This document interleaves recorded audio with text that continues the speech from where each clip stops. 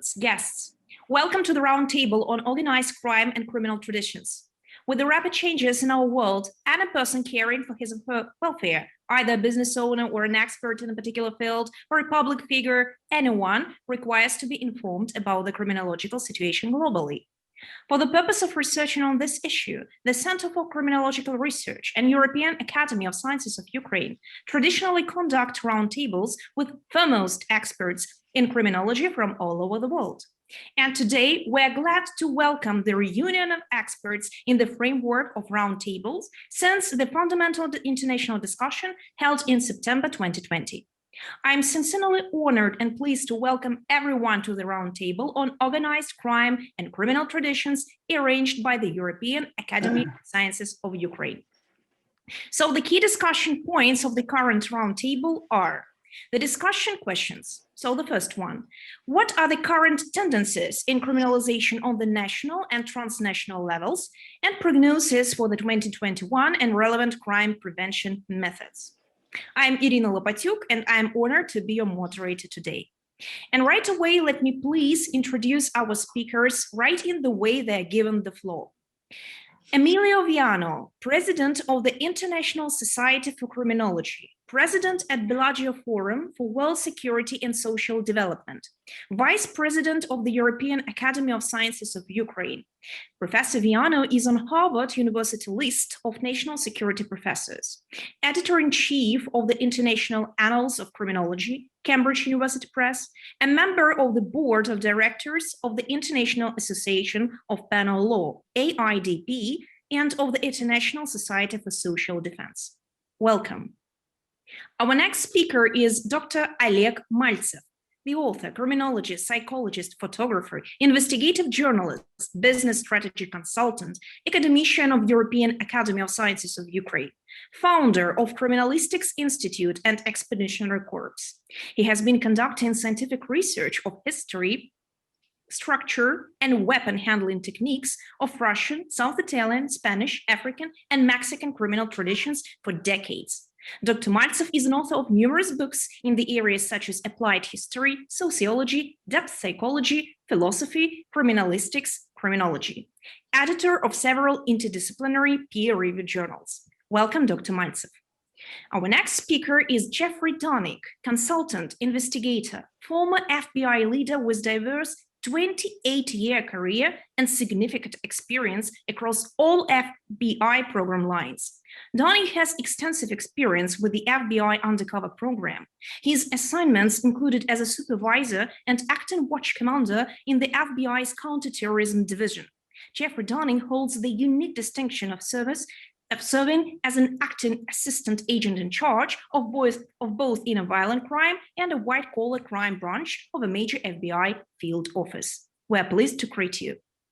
Our next speaker is James Finkenauer, organized crime expert, author, distinguished professor emeritus at Rutgers University, former director of the National Institute of Justice, Washington, D.C. Dr. Finkenauer is an expert in human trafficking, juvenile, and international criminal justice, author of numerous books on Russian organized crime in the US. Welcome, sir. And our next speaker would be Alexander Sayinchin, Doctor of Law, academician of Ukrainian Academy of Sciences, chairman of the Humanitarian Scientific Society. He is a lawyer, author of many monographs and scientific works in the field of criminalistics. And let me please deliver just a few words about the referent terms of this discussion. So each speaker holds the opportunity to answer 2 questions formulated and presented. So please limit the extent of your answers up to 8-10 minutes, no longer, please. And to begin with, we shall start the discussion on the very first issue. What are the current tendencies in criminalization of the national and transnational levels? And by this, let me please give the floor to our first speaker, Dr. Oleg Maltsev. Добрый день, уважаемые коллеги. Greetings, dear colleagues. Мне очень жаль, что некоторые из наших с вами дорогих коллег заболели и не смогли принять участие в этом круглом столе. It is very unfortunate that some of our colleagues that traditionally always take part in this round tables are sick right now and cannot take part. Ну, как говорится, в любом случае плановые мероприятия в виде круглого стола у нас происходят, и даже при отсутствии наших коллег мы постараемся сделать так, чтобы то, что мы сделаем, осталось заметным, как говорится, в истории. However, since these regular tables are always conducted and we will conduct them regardless of what is happening, and we will do our best to make this event significant so it stays in the timeline of history. У нас говорят, что новое – это хорошо забытое старое. In Russian, there is a saying that new things are good things that are just forgot, things from the past. Я недавно читал переведенную для меня итальянскую книгу 1860 года. Recently, I've been reading a book which was translated for me from Italian, dated by 1860. То есть это еще до объединения Италии было. And it explained events that happened even before the unification of Italy. И с моей точки зрения, это шикарная криминологическая работа, в общем-то, осталась, наверное, за кадром для многих, потому что она написана на итальянском языке. And this is a great criminological work which is not accessible to many people just because it's written in Italian. И там я прочитал очень созвучные мысли, которые я высказывал уже несколько лет. And it has certain thoughts that are very significant, and I've been adhering to those thoughts for many years. То есть, смотря на криминологический фон Европы, России, Украины, и других, в общем-то, стран, я все больше и больше прихожу к выводу, что мы становимся заложниками конфликта. And by looking at the criminological background, which is happening, which takes place in Russia, in Ukraine, in Europe, I tend to think that we are becoming the prisoners of the conflict. То есть, по сути, между демократически избранными институтами So basically, among democratically elected institutions и профессионализмом людей в этих институтах. And professionalism of people in those institutions. То есть, в мире считается, что лучшая форма, которая существует, свободна, это демократия. It is conventionally accepted that the best form, like regime for people, is democracy. Но демократия это не есть непрофессионализм. However, democracy doesn't necessarily mean professionalism.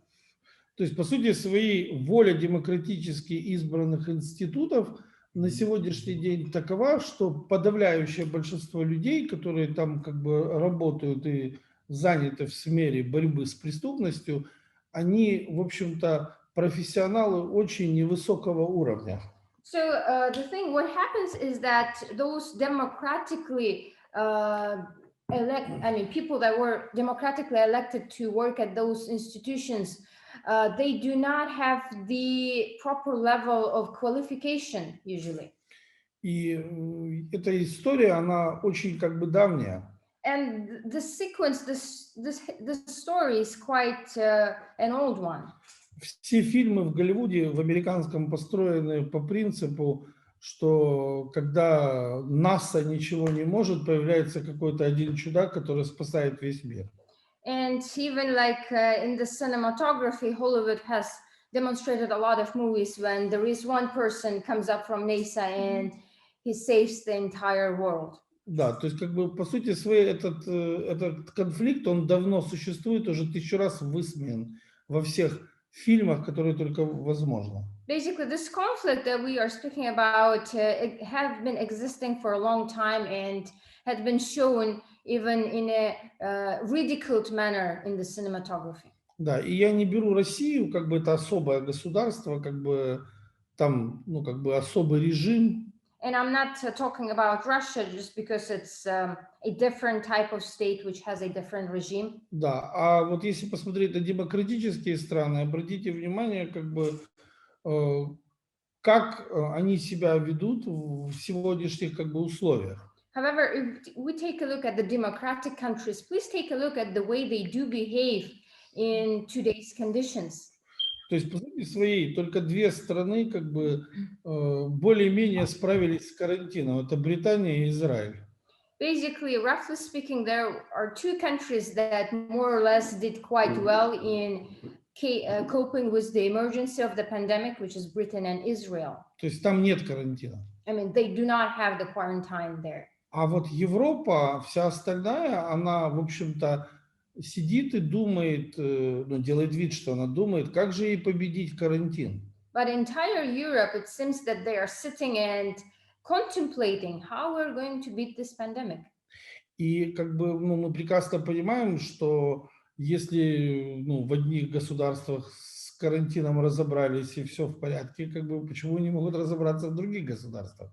And if some countries are able to deal with the emergency situation in an effective way, then why other states are not capable of doing that? Да, и, в общем-то, получается такая ситуация, что, видимо, ну, очень многие люди не хотят, чтобы в Европе разобрались с карантином. And it seems that the situation is as follows. There are many people that for whom is not advantageous that Europe deals effectively with the quarantine. И получается такая ситуация, что когда возникла эта пандемия какая-то, то все прям раз и испугались в Европе, боже, пандемия. And when this emergency situation has happened, Europe was like in an awe, telling, "Oh, we are confronting a pandemic." Сегодня, если мы смотрим на ура, пандемия.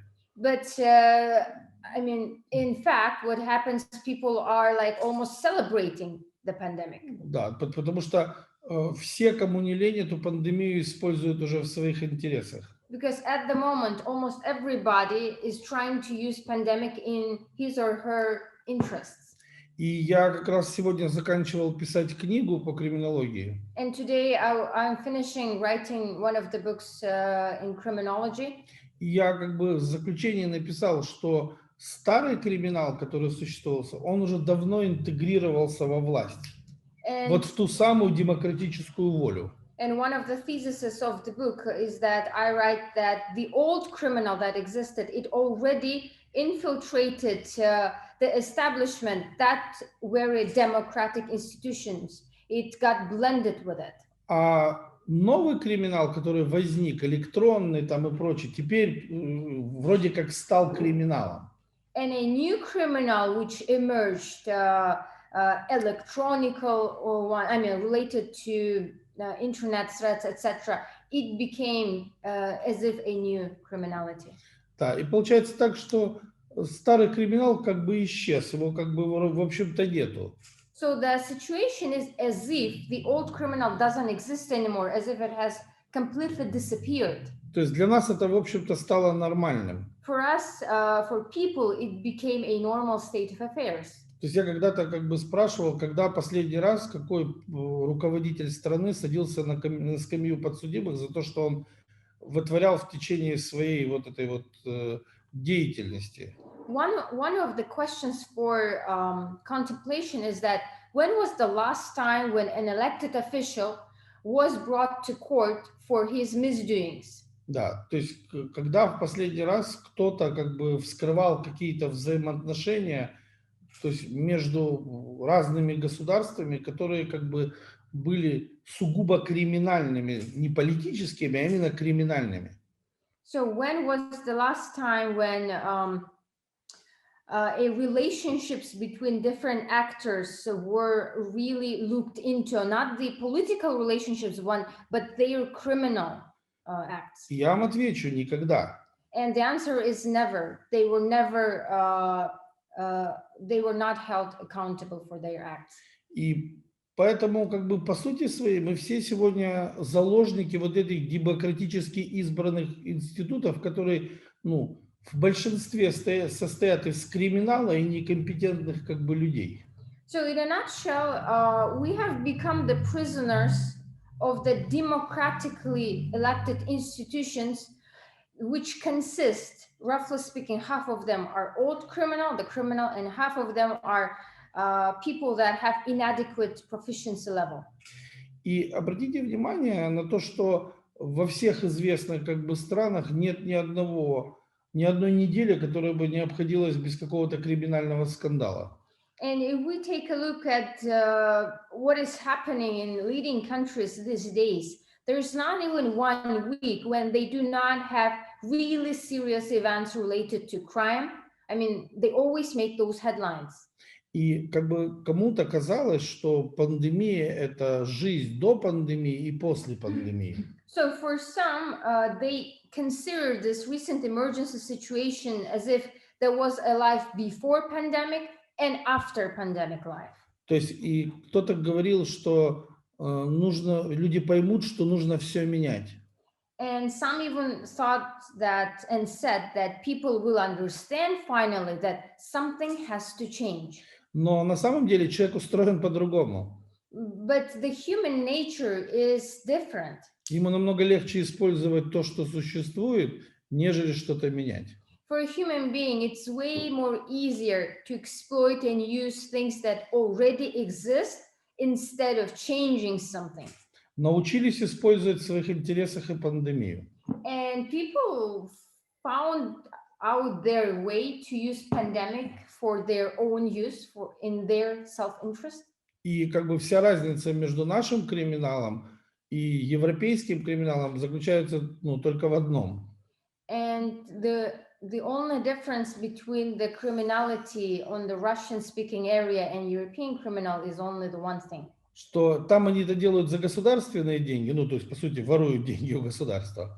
In Europe, the difference is that people do things for the money, for the finances of the government. Basically, they steal. А у нас это делается за деньги граждан. And here on Russian-speaking area, criminality does their acts by using money of its citizens. И делается это постоянно, и все уже привыкли к тому, что должен быть карантин, и криминал на этом карантине должен зарабатывать баснословные деньги. And these things are done quite regularly, and pandemic is just one of the ways how to make money for criminals out of the situation. Притом, обратите внимание, это тот самый старый добрый криминал, да, который как бы теперь вроде как уже и не криминал. However, please pay attention that things related to the pandemic relates to the old criminal, which is a criminal. However, it is not even regarded like that anymore. Like today. То есть, по сути своей, до тех пор, пока мы будем заложниками вот этих демократически избранных как бы институтов и не сможем вносить изменения в это все с профессиональной точки зрения, до тех пор, пока не появятся законы, которые регулируют их деятельность таким способом, что они не смогут как бы использовать свои служебные как бы положения для того, чтобы зарабатывать как бы деньги, это будет продолжаться бесконечно. And until the moment the situation is not changed, in the sense that if we are not going to stop being prisoners of this democratically elected institutions, where if certain professional, like different laws, different rules, if they're not introduced that would allow to modify certain things and regulate the acts of people that really abuse and misabuse their power, if these things are not done, that emergency situations that we saw recently, they are going to continue and take just different shapes and forms. И многие люди, они периодически, когда я говорю там на конференции или где-то, они говорят: что вы, доктор Мальцев, этого не может быть. And many people, like whenever we have conferences or other events, some people say, no, there's no way, Dr. Maltsev, what you are speaking about. Я вам приведу один пример, который вас должен развеселить. And as a response to that, I would like to give an example that is going to make you smile. В Украине 2 президента назад был президент Янукович, который сбежал в Россию. So on the example of Ukraine, before this recent 2 presidents, we had Yanukovych as a president who ran away later to Russian Federation. Так вот, он трижды судим за уголовные преступления, умышленные. Just for your record, Yanukovych, the former president of Ukraine, was he faced criminal charges for criminal acts that were intentionally made by him. И это не какое-то там мошенничество. And it is not about like very petty crime. It's not like robbery type of thing. Это не какие-то экономические статьи. These were not economical crimes. То есть я допускаю, что любого бизнесмена можно обвинить в чем угодно. Because I do keep in mind that any businessman could be basically made guilty because of anything. Это грабеж. When I'm speaking about Yanukovych's crimes, it's about like huge robberies. Разбой. About like conquering, basically doing acts that entail physical damage. И хулиганство. And hooliganism. Да, то есть как бы эти три статьи с реальными отбытыми сроками. So these were three charges that he faced, and he was responsible for them. I mean, he was imprisoned for a certain period of time. Потом он вроде как одумался. Afterwards, probably he thought twice. Стал порядочным человеком. Became pious citizen. Даже стал бизнесменом. And even became a businessman. А потом президентом Украины. And then he became a president of Ukraine. За которого проголосовала вся Украина. And entire Ukraine did vote for him. И сколько им не говорили, что он 3 раза судим за умышленные преступления, все говорили, но он же хороший. And no matter when people brought up the news and told, well, he is a convict, he faced 3 times criminal charges. People know, they said, no, we're going to elect this man as a president. Я понимаю, что в Америке это невозможно. I do understand that this kind of scenario would have been impossible in the United States of America. Да, и потому что и мои соотечественники очень часто большинство американцев считают придурками. And a lot of people, here in Ukraine, they consider Americans to be idiots. Да, но американским политикам хватает мозгов. However, American politicians, they have the brains, they have enough of wit. Таким как Трамп, который не меньше преступник, чем Янукович. People like Trump, who is no less criminal than Yanukovych. Да, не выставлять это на показ всему государству.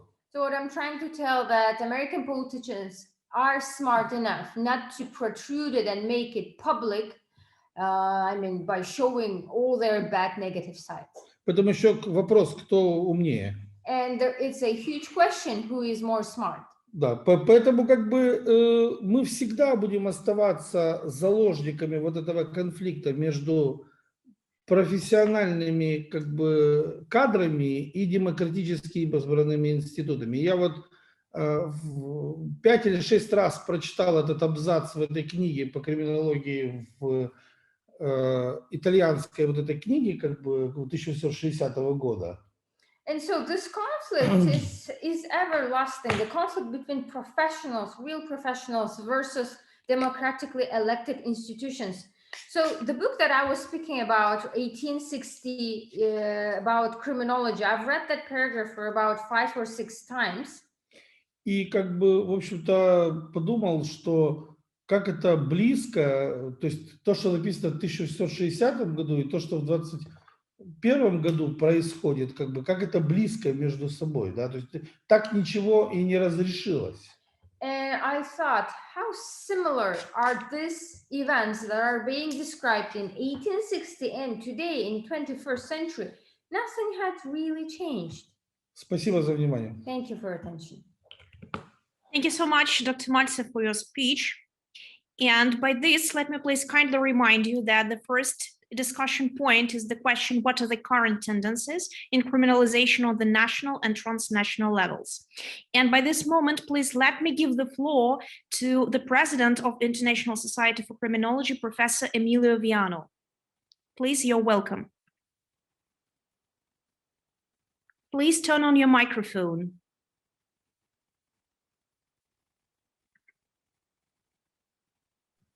Thank you very much. It is a great honor to be part of this panel and to address the consequences that the COVID-19 pandemic might have on organized crime and on its activities.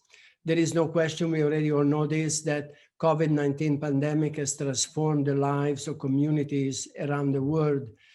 People have had to adapt to new restrictions placed on their work, on their life, on their everyday freedoms, while governments and international organizations are facing the twin challenges of having to enforce public health measures at the same time with reduced services and also to minimize the economic damage.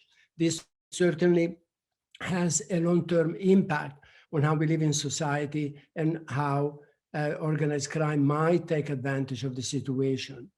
Controlling people's freedom of movement has become, we all know, an essential priority for governments seeking to slow the spread of virus.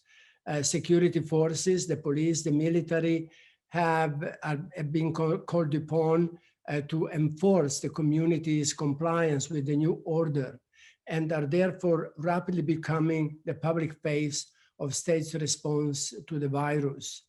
The level of political legitimacy enjoyed by security institutions will determine their power to make or to break this response.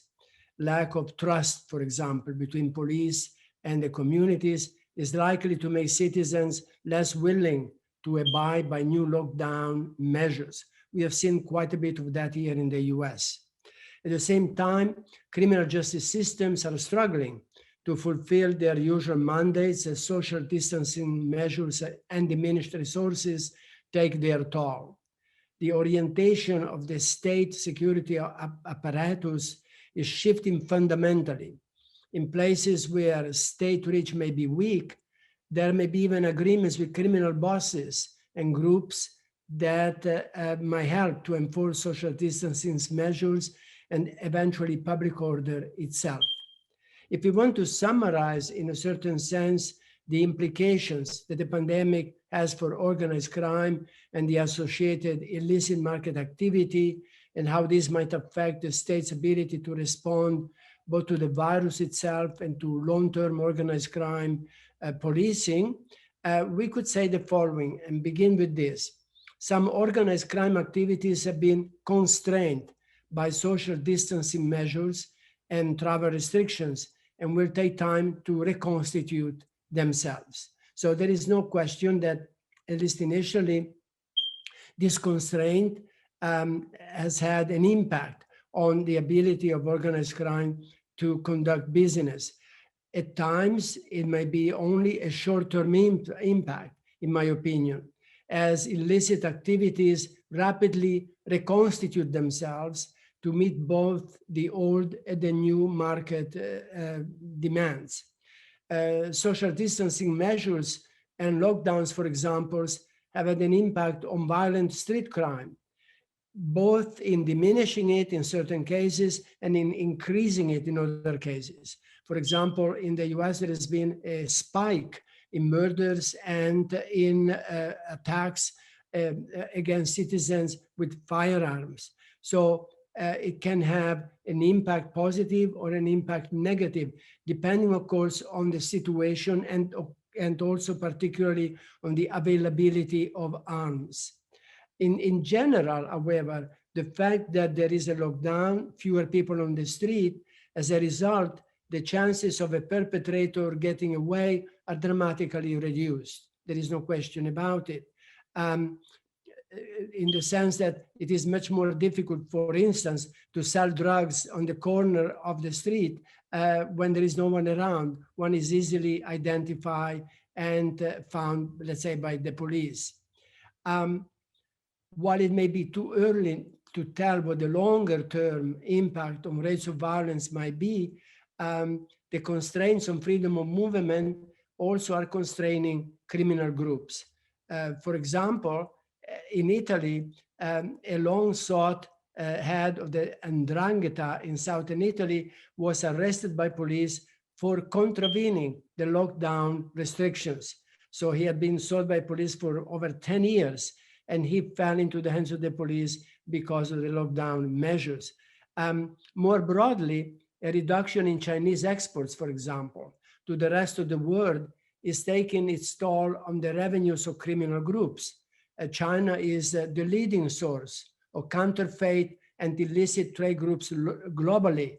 And with Chinese factories not functioning for a time at full speed, criminal enterprises find themselves without alternative sources of what they normally are selling.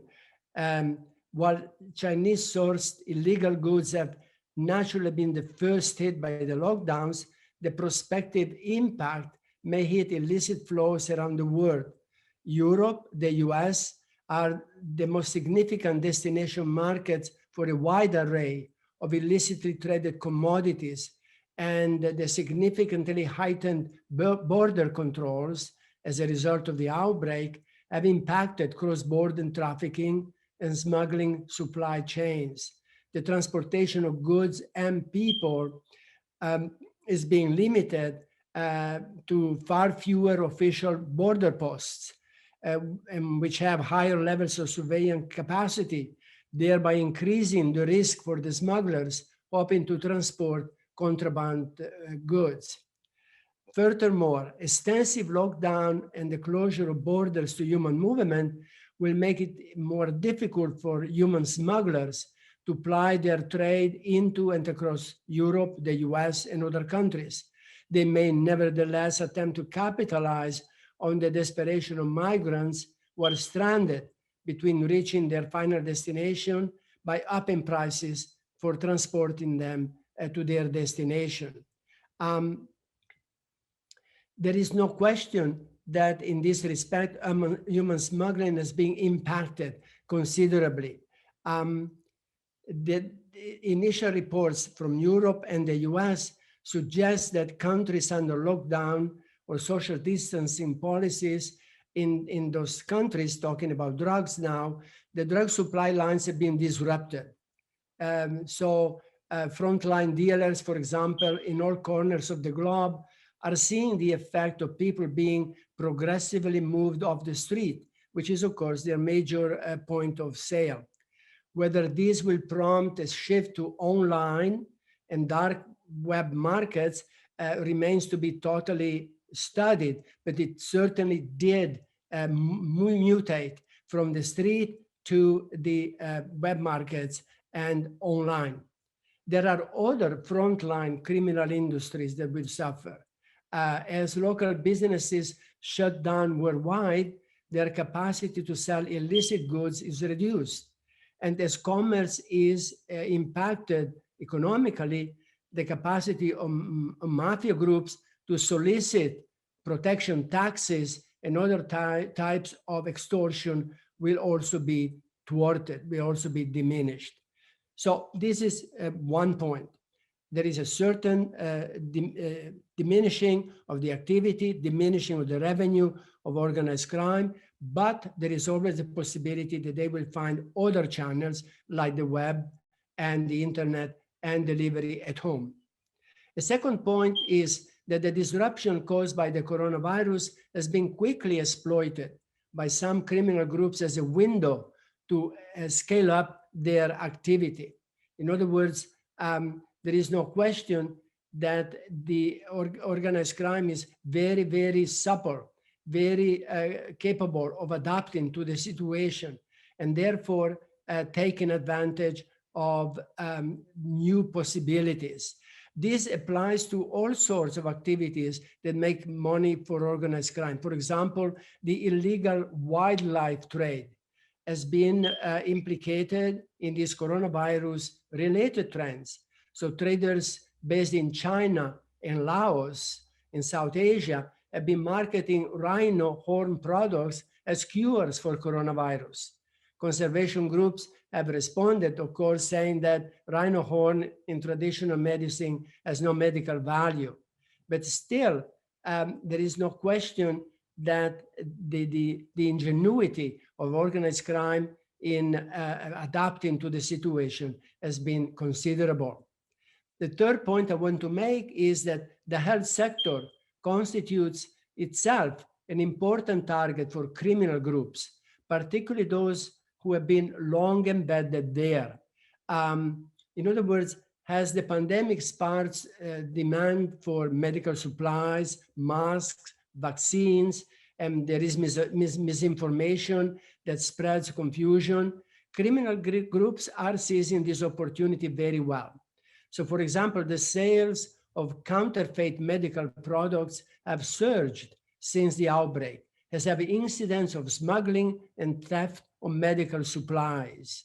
In the online world, which for those confined to their home has become the major means of interacting with the outside world, scams have proliferated as criminals exploit fear and trust in institutions to defraud people.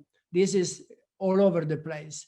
All of us receive every day a number of phone calls that are definitely scams, particularly where the criminal groups are already well integrated into the pharmaceutical institution, the hospital, the clinics.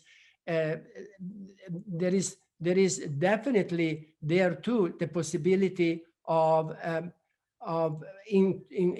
influencing, for example, the supply systems, and to become part and steal from the funds that are provided, for example, by government to buy the goods that are necessary, the vaccines, the masks, oxygen, whatever is necessary. And this weakens the response and ultimately costs life.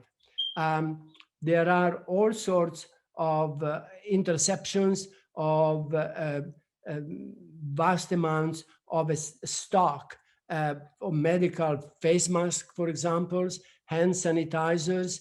In Italy, for example, police have seized counterfeit masks in several regions. Adverts for masks and hand sanitizers, etc., have emerged on the dark web forums, while hundreds of sites on the open web market discounted masks that may not be legitimate or even exist or be useful. So, for example, Interpol has already intervened in this respect, and in overseeing what is going on, found that about authorities from 90 countries have taken collective action against the illicit online sales of medicine and medical products. In some countries, however, organized crime has long infiltrated the medical supply chain and the health systems. Corruption is a major challenge and one that will continue to impair the state's ability to respond effectively to the pandemic. Italy again, I mention it because I know it pretty well, which has at some point of the pandemic suffered very high number of deaths. In Italy, organized crime networks have been penetrating the healthcare system, both public and private, for years. Such networks include the classics, the Cosa Nostra in Sicily, the Camorra in Naples, the 'Ndrangheta in Calabria. While mafia infiltration of healthcare appears to be concentrated in the country's in southern Italy, there is evidence of criminal involvement in hospitals in other regions, including particularly the epicenter initially of the pandemic in Italy, that was Lombardy and the region near Venice. By placing mafiosi in key positions within hospital management and health departments, these criminal networks are able to divert investments originally aimed at providing the financial resources, the equipment, the essential supplies, and influence procurement, commercial agreements, and recruitment processes within the healthcare system. So I will not go into details, but an investigation recently in Italy revealed that ambulances controlled by the 'Ndrangheta were riddled with inadequacies, including defective gearboxes, broken brakes and lights, lack of crucial equipment. Therefore, were kind of unable to really provide the service that they are supposed to provide. So corruption and criminal exploitation are global public health challenges. In procurement, as I said, is the diversion of funds, the wrong allocation of resources, the individual level corruption of bribes paid for preferential medical treatment, and the ability to flout quarantine restrictions.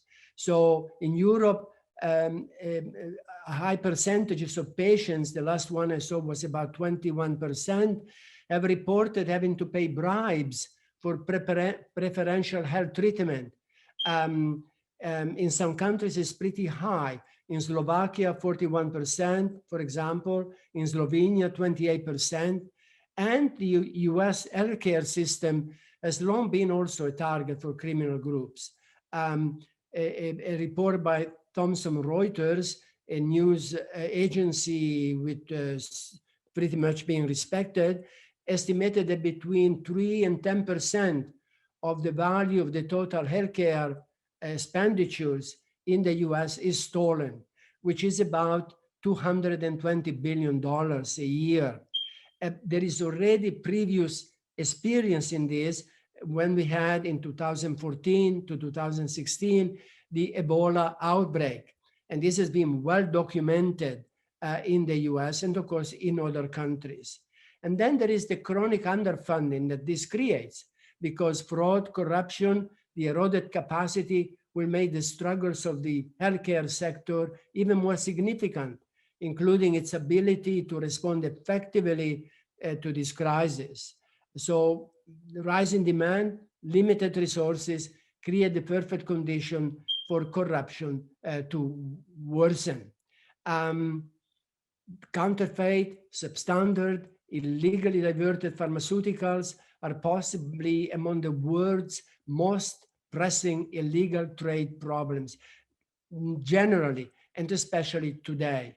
A lucrative criminal industry that is estimated at about almost $500 billion a year is also a massive public health threat, obviously, and targets disproportionately the most vulnerable, those who are sick and who are poor, and they have to depend on public assistance. Substandard and ineffective drugs can worsen the conditions of sick individuals, hinder the accurate diagnosis of their illness, accelerate the spread of communicable diseases, increase the drug resistance in the population, reduce the confidence that people have in their health institutions, and ultimately kill people. So there is no question that in some regions of the world, counterfeit pharmaceutical markets are controlled by powerful criminal organizations that may use their influence over institutions and the threat of violence to flout regulation and bring counterfeit products to market. For example, in Mexico, research has shown that at times 6 out of every 10 medical products is falsified, is expired, or is stolen. So there is, for example, a cartel in the state of Jalisco, one of the most widespread and violent criminal organizations that operate in that country, that promotes the production of pirated drugs and forces many small and medium-sized pharmacies to sell them. In the state of Jalisco and other neighboring states, Guerrero, Michoacan, Guanajuato, and so on and so forth. So as hospital resources become overburdened during this crisis, and we see it happening right now in India, where the medical system has totally collapsed. There is no oxygen, there are no hospital beds, there is no medical care for the majority of the people, and the number of deaths is enormous. The vulnerability of the health systems to criminal profiteering is likely to become even more pronounced. So basically, also we have to say that criminal interests have also been very well exploiting people's fears of the virus and are preying on the public's need for assurance, protection, the faith that they place in trusted institutions to opportunistically profit from the chaos. The last point, that I want to make on this is that one of the consequences of the pandemic is that cyber scams, fraud, disinformation, and other cyber-enabled crimes have become a growth industry as people on lockdown kill time online. So lockdowns may be controlled, the lockdowns put in place to control the spread of the coronavirus may generate new demand for illicit businesses, particularly those that are cyber-enabled. There are millions of people that find themselves homebound, isolated, bored, economically constrained.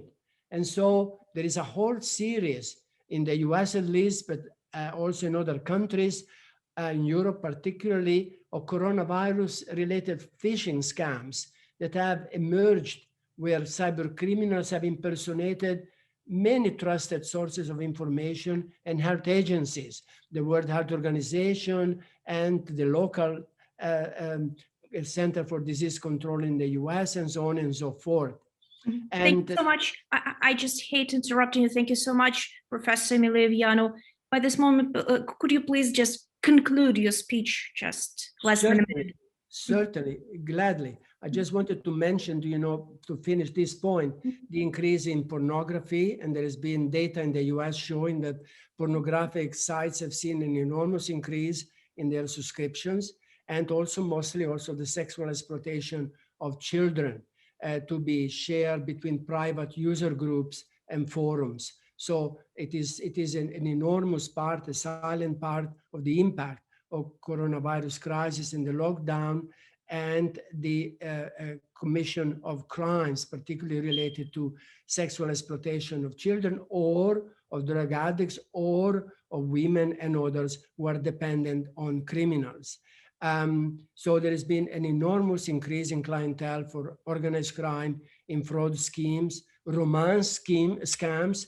Romance scams at times make us a little smile, but they hurt people tremendously, and also lotteries and other scams. To conclude, I would like to say that there is no question that the pandemic has constrained initially organized crime, but organized crime is very versatile, also thanks to the network built by corruption, and has found new ways to make billions and to commit crimes against public health, the defenseless, those who mostly need it, the poor, those who cannot access the health system, and to earn billions of dollars, particularly now with falsified medicine and related products that people associate with fighting the pandemic or protecting themselves from the pandemic.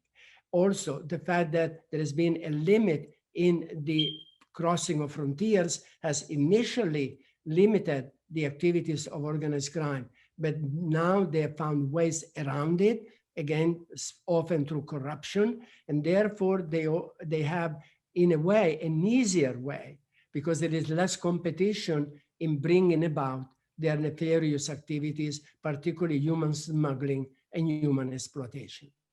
Thank you for your attention. Thank you so much, Professor Viano, for your speech. Thank you. And by this moment, please let me give the floor to our next prominent expert, to our next speaker, please, Jeffrey Danick. You're welcome, sir. Mr. Danick, please turn on your mic.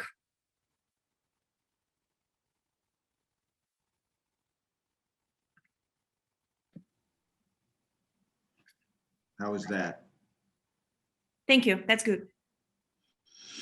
Well, thank you. I've enjoyed the comments so far, and I've learned several things, so definitely thank you for that. Greetings from Florida. That's where I'm at today.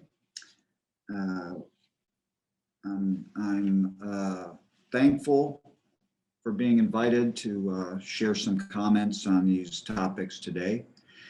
I went through and I made some notes. The first question involves both national, which I interpret as the United States, and transnational or international developments since our last meeting. So I think maybe in the group, I'm the more non-academic member, a more on-the-street type, maybe perspective. And that's kind of where my research and preparing my comments today took me to more rather interpretive, but illustrative examples of what has happened. And it's funny, it does dovetail well with the comments that preceded me. So since our last meeting, what has happened? There have been some large scale enforcement issues despite the pandemic. We have had some major corruption enforcement actions occur both in the United States and internationally. Although very few, it is true, very few individuals and no government officials appear to have been fully held accountable. I think it is coming, but fully held accountable yet. Definitely the companies have been held accountable. So for instance, we have in the United States, and it also has an international aspect to it, one of the largest investment banks, financial institutions on the planet, Goldman Sachs. So they were, since our last meeting, they've resolved their involvement with their Malaysian subsidiary in a large international corruption probe.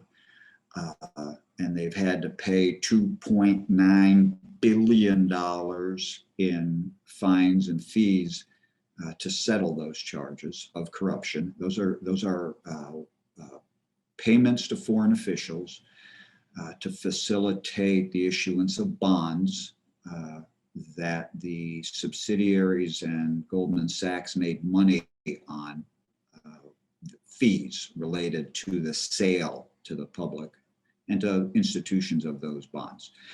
So what's significant about that case since our last meeting is that a Goldman Sachs subsidiary actually pled guilty to criminal activity, the Malaysian branch. So this case would have taken a lot of the US and foreign government entities' energy, especially during the pandemic, to bring to a close. So that would be one of the first big developments, that the One Malaysia Bank development case, as it's called here in the United States, or One MDB is how it's often referred to in the press, has been settled, at least as it relates to one of our most powerful financial institutions in the United States, Goldman Sachs. So that's, but Goldman Sachs was not alone in the enforcement of corruption investigations and coming under government scrutiny. We also had an international corporation, Airbus, settle a large investigation. I think it was going on for 4 years. It had potential to become criminal, which would have been very impactful on the company. It would greatly have affected their ability to contract with certain government agencies had they been forced into a criminal resolution of their corruption allegations. And instead, they were able to cobble together or put together United States, France, and Britain settlement that the three governments agreed to go ahead and take a monetary payment and have extra oversight of their operations. So you have two major corruption enforcement actions of international and extremely important US national impact. which I think is both significant and both important in understanding where the priorities internationally and in the United States are in enforcement. The other developments we have had, and these have almost paradigm changing impact in our lives and our economy, are the two computer cyber attacks that have happened since our last meeting. So we have had the hack of SolarWinds here in the United States, was found out. And this is a extremely devastating nation state attack. The authorities in the United States, at least, are attributing the attack to Russia or Russian military. And I'm not saying I adopt or adapt to that, although there are plenty of government documents to go to that say that. I'm just reporting what is in the public domain.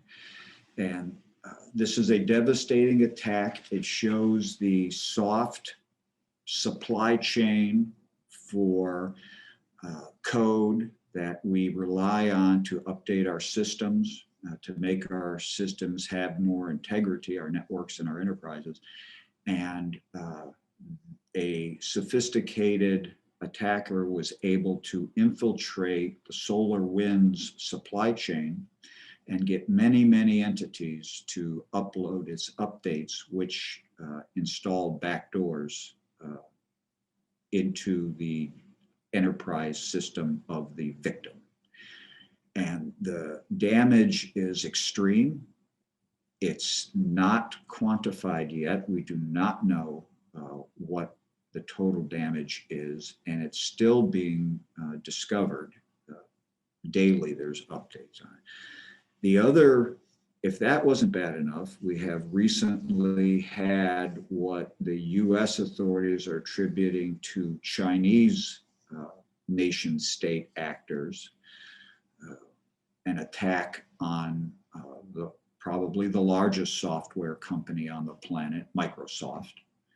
So their Exchange servers have had a hack, and this hack is devastating also. The attackers have gained access to many US government systems. They have gained access to many technological companies. And again, it's still new and it's still unknown the amount of grave damage, but we do know that these two attacks are on the scale and coming one after the other like something we've never seen before. So those are the really large developments. Originally, I had thought that I would be maybe presenting some information. We've passed a new money laundering law in the United States, which money laundering is primarily aimed at the criminal element. And it's a foundational law or set of laws in the US that we use to prosecute and hold criminal enterprises accountable. And it has never been updated or hasn't been significantly updated since the Patriot Act came out in 2001. The US Patriot Act was enacted in response to the attacks in 9/11 of September 11, 2001. This is the first major overhaul, and it's really an important overhaul because what it does is it takes into account a lot of the technology advancements and expands the law and the regulatory authority to collect more information about these criminal elements by exploiting technology that has developed since 2001, right? Even a few years ago, the technology is much different today than a few years ago. So if you unwind to 2001, there's an extreme difference. So these are some of the big areas nationally and transnationally that have occurred that have a big impact in my view. geopolitically, I'd probably be remiss if I didn't mention that we have a new president. So that means new leadership in our enforcement elements, both criminal and regulatory. So that's quite a big change, at least in the US since our last meeting. And the US is coming out of the COVID lockdown phase. So the economy and at least the activity and the people on the street and the restaurants and the airlines are expecting recovery throughout the year. So these are in the US some of the biggest developments. It's all, I always have to bring in my final 2 points. I always have to talk a little bit about terrorism. So terrorism, we have ISIS coming up again. They are emboldened and are growing in strength, all the public statements about them, which again is many of the terrorist groups use criminal enterprises to raise money for their terrorist operations, both kidnapping, drug running, that type of thing. They obtain that money also through bribes and corruption of state officials.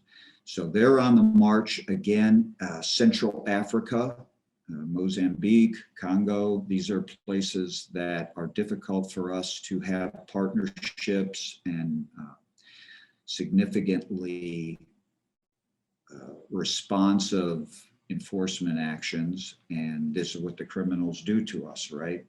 They go to places where they can exist without oversight. Then they use borders to hide from us and make it difficult for us to reach them. Then they use techniques of cover and concealment, primarily the internet, to thwart or stop our attribution of who is actually conducting the crime. So ISIS is no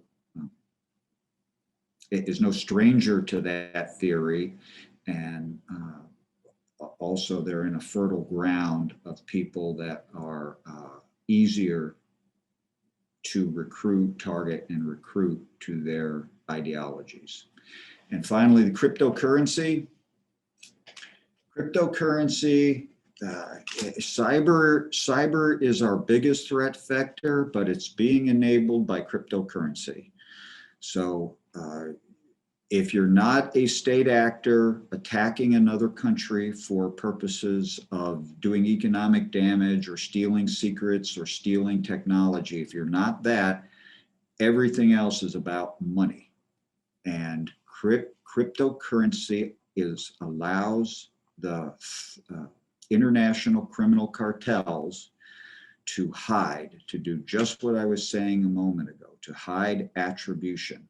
So if we follow the money hits a dead end, hopefully, according to the criminals. And cryptocurrency and the trading of the entire market and ecosystem regarding cryptocurrency is, and that's in my next set of comments for the prognosis for 21, is a very significant threat vector.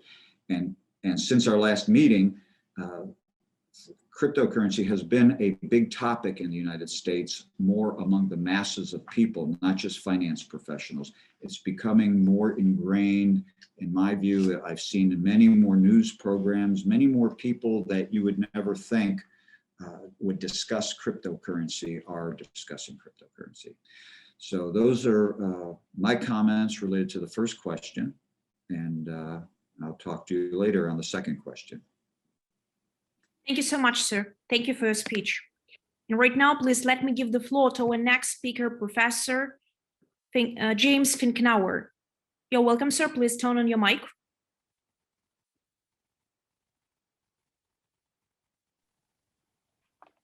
Okay, can you hear me? Sure, thank you. Okay.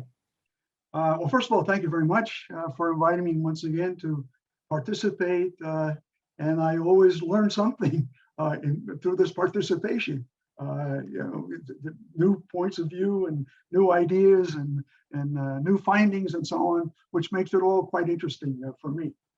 What's fortuitous is that after having been invited to participate today, I had the opportunity, received actually a report from an organization called the Global Initiative on Transnational Organized Crime. Just this, within the last few weeks, I got the copy of this report.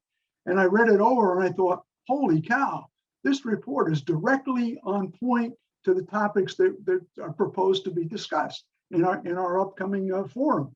So if you will bear with me, I'd like to talk to you about some of the findings and some of the conclusions that have come out of this report, which, as I say, the report's less than a month old. So it's quite current in terms of the approach that they've taken.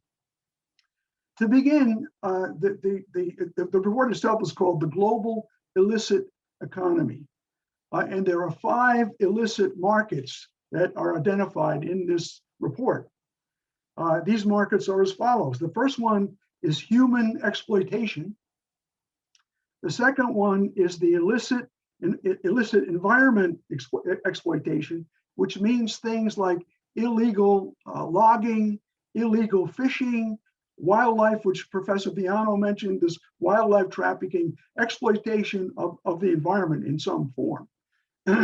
Drugs and drug trafficking, cybercrime, which has also been mentioned several times, and the illegal trade in illicit and counterfeit goods, which has also been mentioned.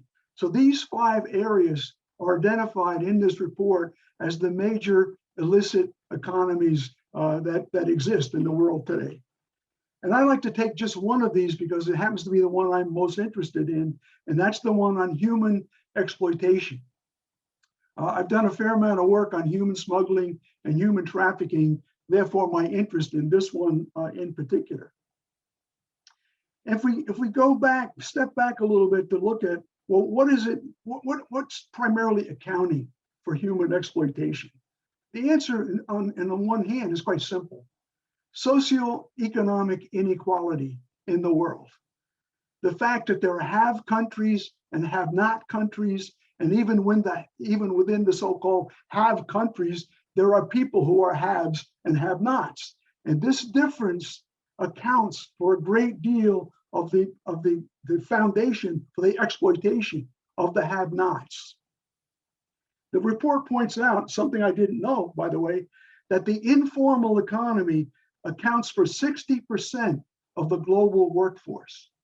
60% of the global workforce are engaged in what they call the informal economy. Now, what is that? What's the informal economy? It's day workers. It's people who every day are trying to get some job to do that day. They don't have a salary. They don't have any kind of job benefits. They don't have any long-term security in their jobs and so on. They are trying to survive day by day by day the best way they can. Now, what's happened is that those opportunities to do that existed prior to the pandemic have now been reduced as a consequence of the pandemic. I think has already been mentioned. People who would go out on the street to sell things, for example, forgetting how they may have gotten to things in the first place, but they're on the street to sell things. Now all that has been closed down. So what do these people do that they can no longer go on the street, and they don't have this anymore as an opportunity, if you will, to make some kind of living? How about the people who worked in the tourist industries? All of the hotels and all of the travel spots and vacation spots and so on that have been shut down, where the local population in those areas depended upon those things continuing to operate. That was their source of their living. That's now been shut down. So and that's an enormous area, and a lot of those countries that were popular tourist sites have a lot of have-nots living in those countries that were dependent on this tourism for their survival. So a lot of that has now been cut down. Well, these people have to survive somehow. So what happens when you shut down the legal economy? people begin to look to other avenues. They begin to look at what is the illegal economy. And of course, they get coerced by traffickers and smugglers into various kinds of illegal operations.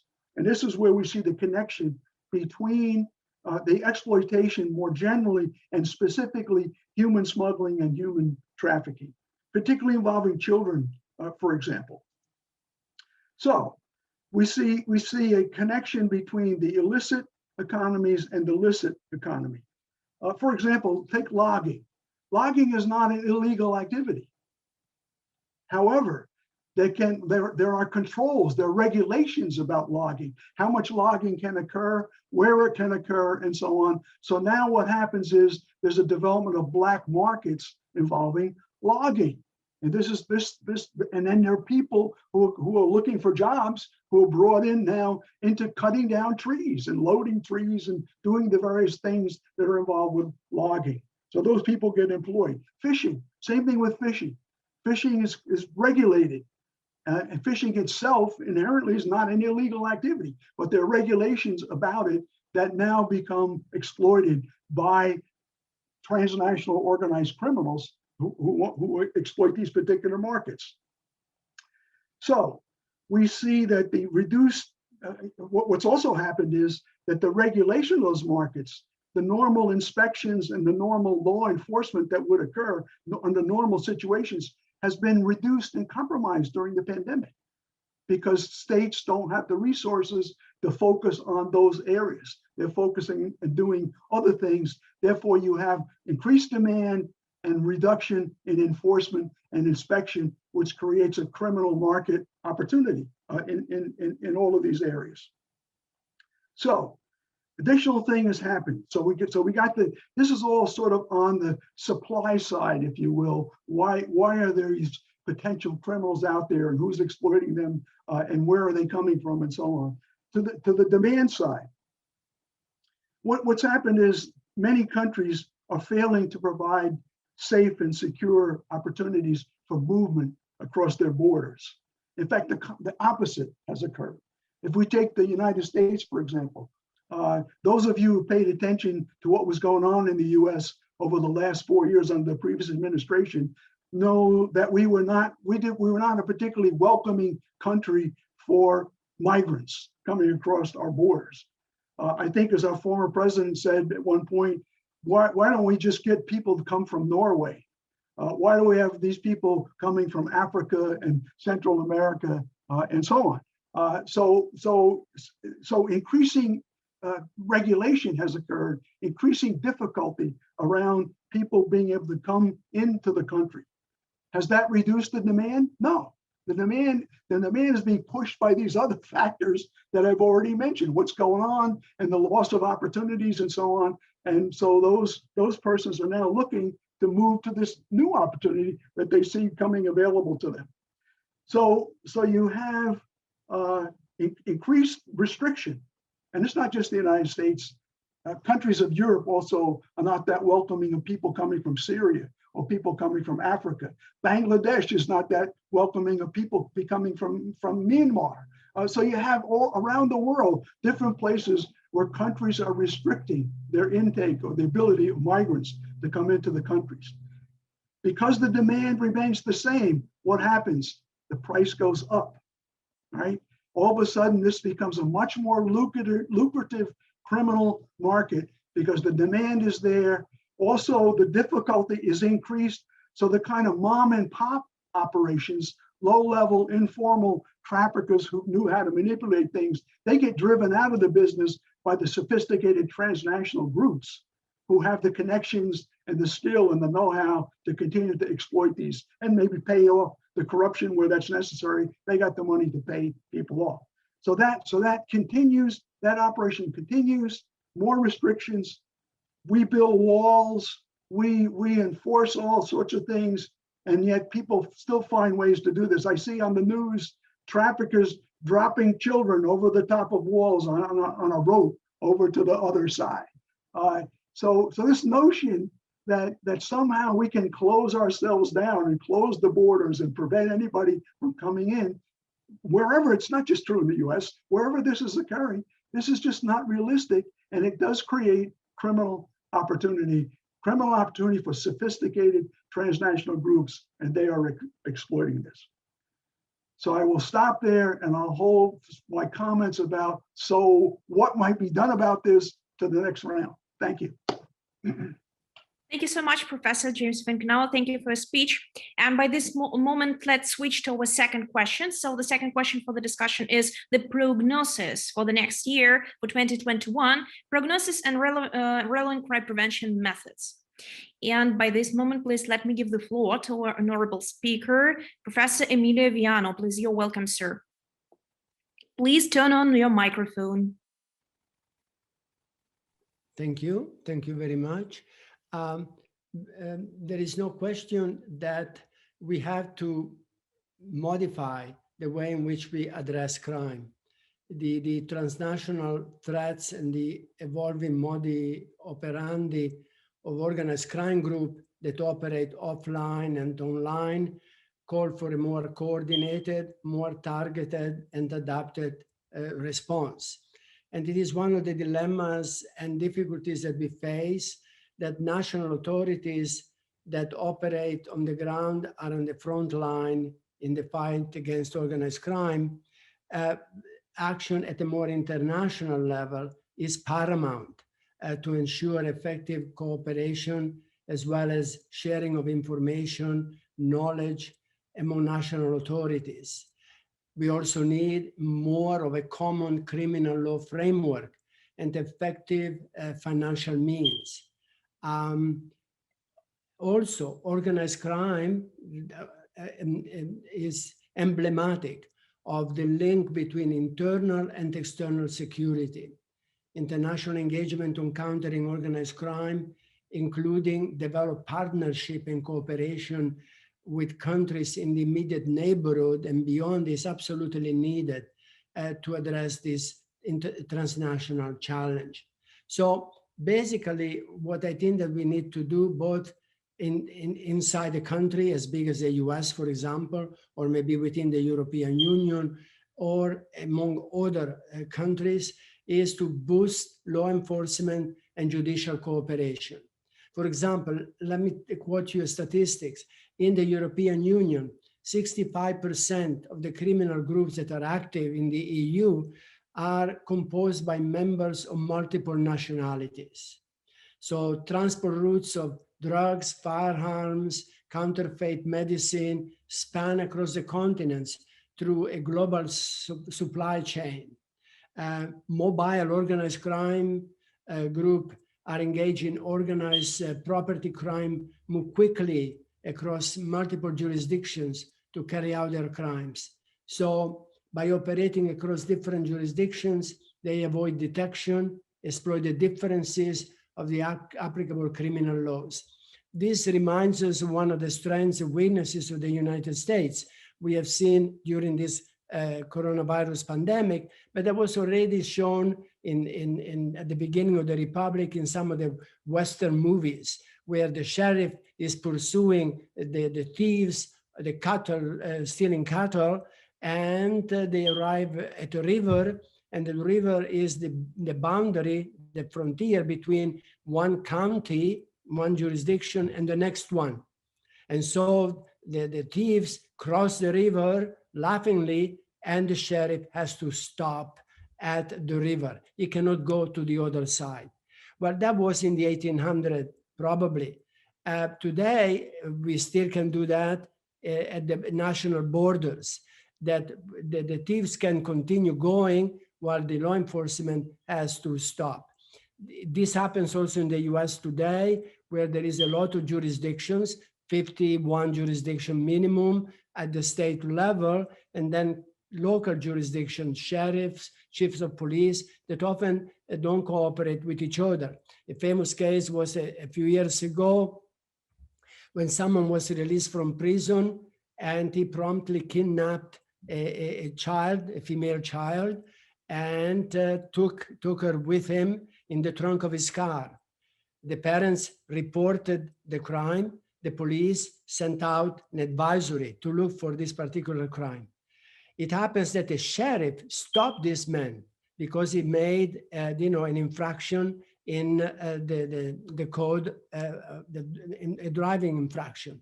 And he settled it with him and let him go. And the young child was in the trunk of the car. The result was that he abused her sexually and killed her. Why was this happening? Because the police and the sheriff had different radio frequencies. So the police could be understood and heard only by police, the sheriff only by the sheriff. Well, this is an extreme example, but one child lost her life, her parents lost their child. Well, at the national and international level, we have to have smooth exchanges, timely access to information. And of course, in the European Union, they started that with the Schengen information system, particularly giving Europol a more important role in the European Union. It's also a question of interoperability. That is what was not working in the case I mentioned. Their radio system were not interoperable. So the information systems have to be fully interoperable. And there is also an example again in the European Union called the PRIM framework, but I don't have time to go into that. What else do we need to do? Well, I think that important also today with the facility to travel is, and given the international dimension of organized crime, travel information is of the essence to identify risk travelers, high-risk travelers, who are not otherwise known to law enforcement agencies. Now, again, we have that, or somewhat today. There is the processing of the passenger name record. There is the system of the advanced passenger information that has been imposed, particularly by the US, especially in Europe and in other countries. And this certainly can be helpful. A revision of the current legal framework for all of this would allow many improvements, notably on the accuracy of the data and the completeness of the data. Then we also need to have advanced cooperation frameworks. In other words, have cooperation between different police bodies that often are competing with each other. We see that even here in the US, when at times the federal police, the FBI, the ATF, other the Homeland Security might not necessarily cooperate with local police and vice versa. So the importance to cooperate more, to share in that respect, again, in the European Union, since you are close to it in your country, Europol plays quite an important role in the EU Criminal Information Hub. Still, there is a need for improving this, for opening platforms on multiple criminal threats that are very, and there are, of course, complexity here. For example, member states and their partners carry out 200 joint operational actions every year, like almost military maneuvers, but that needs to be strengthened. What else is there that we should be doing? Well, is international cooperation.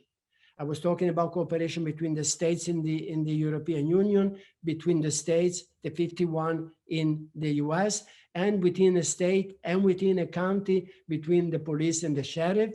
But we also have to talk about international cooperation. So law enforcement cooperation beyond the European Union, beyond the US, is necessary to disrupt the global criminal networks and the transport routes.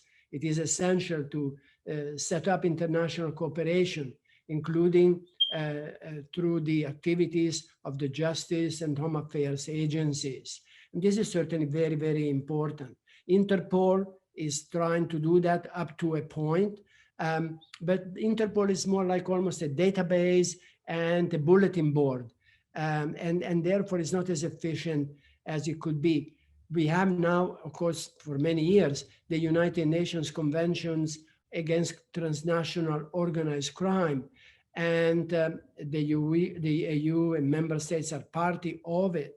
And certainly there is the importance of bringing up our legislation, the EU legislation, in this case also the USA legislation, to this particular international convention. So those are some of the things. Other things that we should do: if effective investigations, disrupting organized crime and tackling high priority crimes is a complex task. So we have to step up the efforts in tackling organized crime structure. In other words, the focus of law enforcement should not stop at the seizure of illegal items or the arrest of some of the criminals, even cartel leaders. The networks that are the backbone of the criminal ecosystems should be the focus. Give you an example. Here in the US, we celebrated, or the government celebrated, the arrest of the Chapo Guzman, who was the head of a cartel of Sinaloa. And he had a history of escaping from prison and bribing his way out.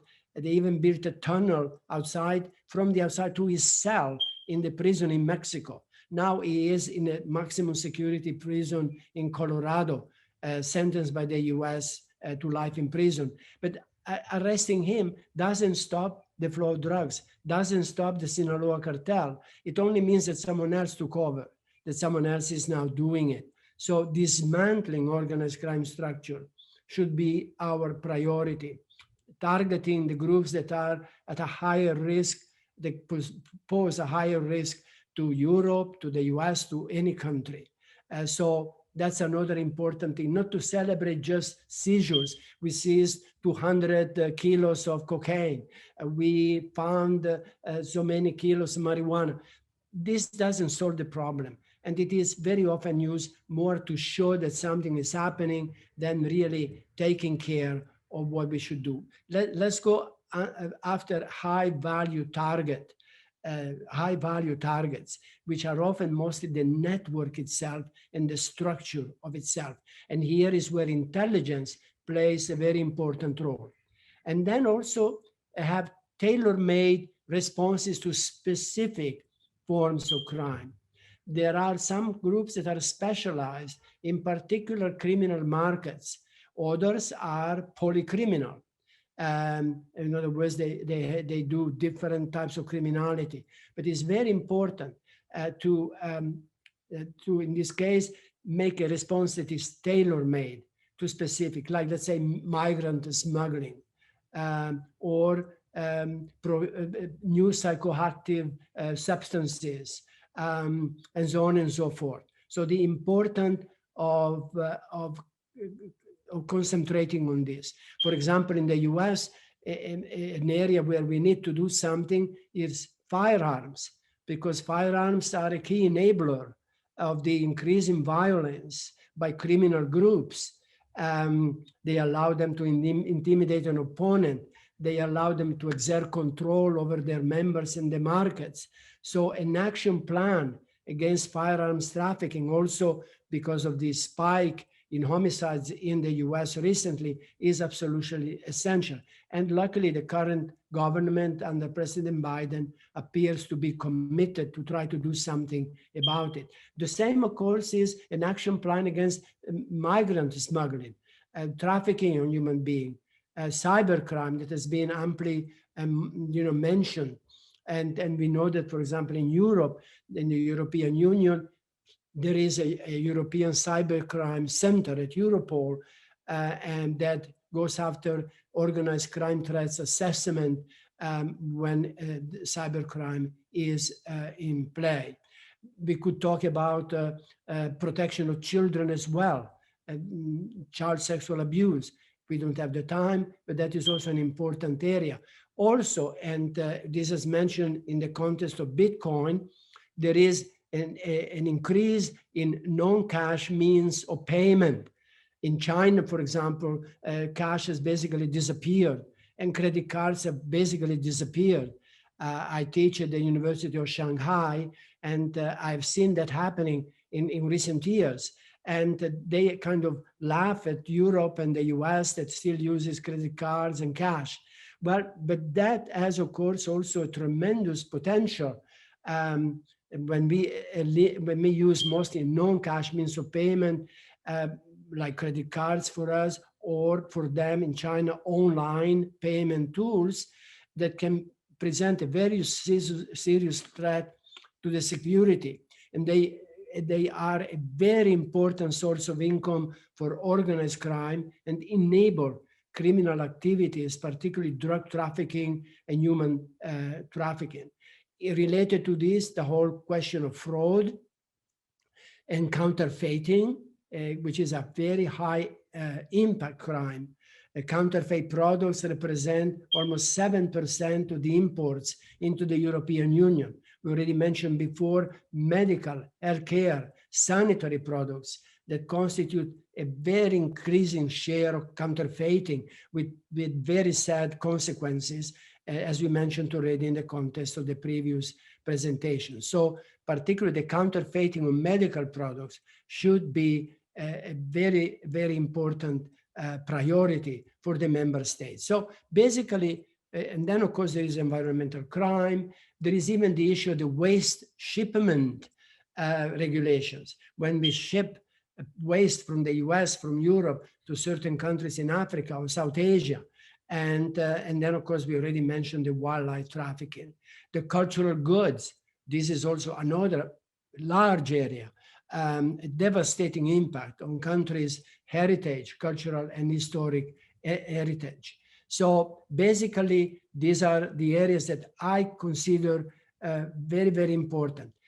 The last one is eliminating the profits generated by organized crime and preventing the infiltration of those profits into the legal economy and society. And we can do this by reinforcing asset recovery, anti-money laundering, promoting financial investigations. And here is where, of course, the whole discourse of virtual currencies that Professor Finkenauer mentioned before is very, very important. So the early financial investigations, the freezing, the confiscation, and the asset recovery efforts that we can make. I will stop here.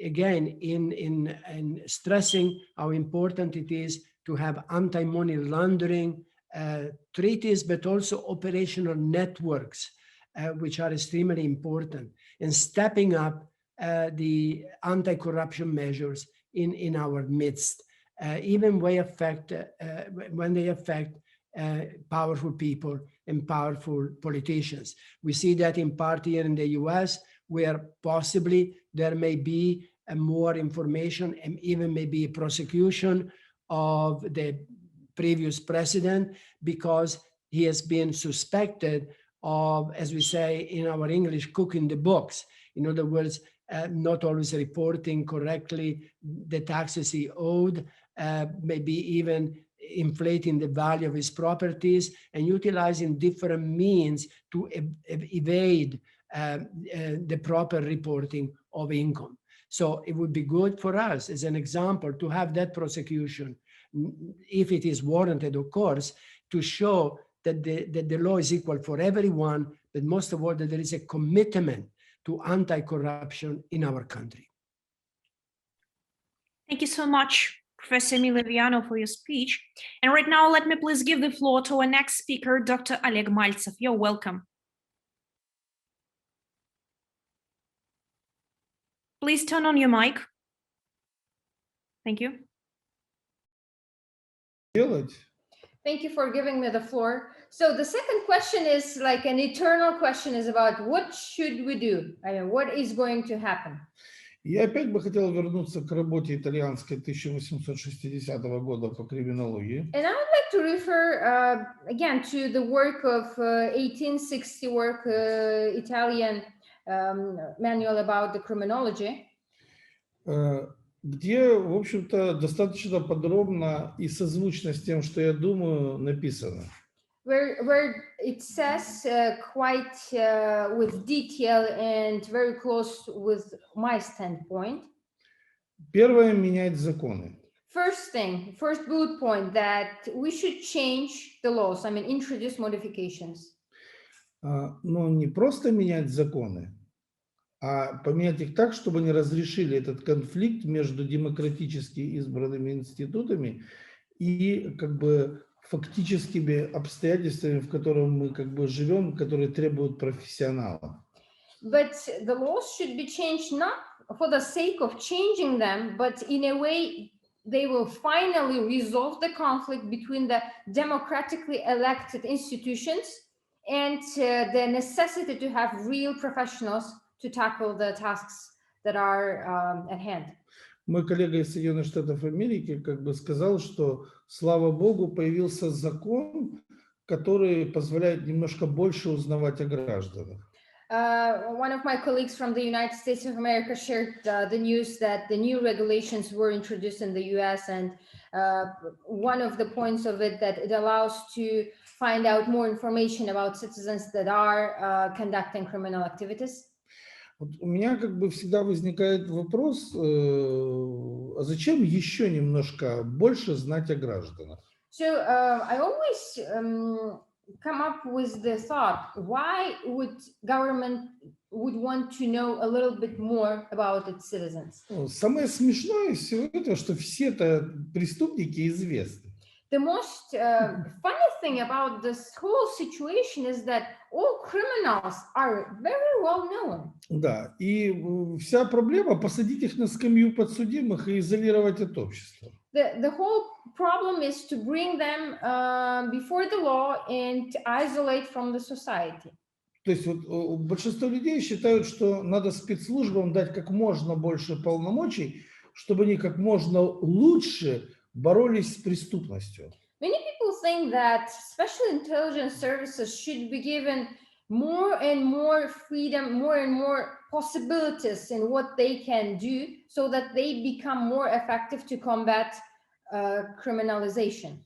А я, наоборот, считаю, что спецслужбы надо жестко ограничить в их полномочиях и заставить бороться с преступностью. And I, for one, have a different viewpoint on this. I think that special intelligence services should be strictly limited in in the scope of what they are allowed to do, and actually force them to really fight against the criminals. Позвольте я объясню.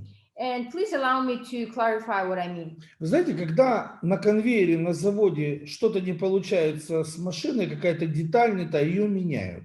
So as an example, in the factory, when we have this basically assembly line, when something goes wrong and something doesn't work properly, that detail, that part is just changed. They put a new one.